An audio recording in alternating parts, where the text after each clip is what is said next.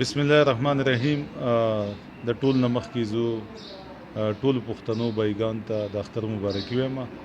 د هغې نه وروسته زه ټول عوام ته یو ځل بیا اپیل کوم چې دا اختر تاسو ټول ته پته ده چې په ملک کې یو وبا ده د کرونا وایرس، نو د هغې د وجې نه حکومت تاسو ته څه SOPs جاري کړي دي، حفاظتي تدابیر.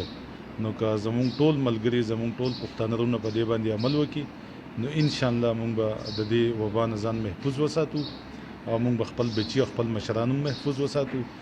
او ټیک ته اختر دی، زمونږ روایات دي د یو بل سره میلاوي ده، خو چې حکومت کم حفاظتي تدابیر خلکو ته ښودلي دي چې یاره سوشل ډسټنس ساتئ، ماسک اچوئ، د هغې نه علاوه تاسو چې دی لاس او بدګړي مه کوئ، لاس مې میلاوئ.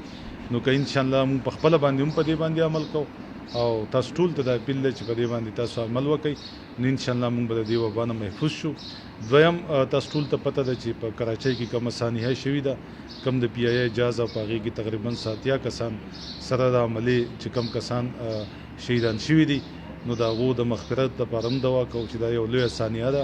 د دغې وجې نه که تاسو دا اختر په سادګۍ سره مناو کوئ نو انشاءالله زه تاسو ته یم چې الله پاک به هم راضي شي او د هغې خلکو لوایقین چې دي هغه ته به هم لږ وټې دا رسي میلاو شي. شکریه.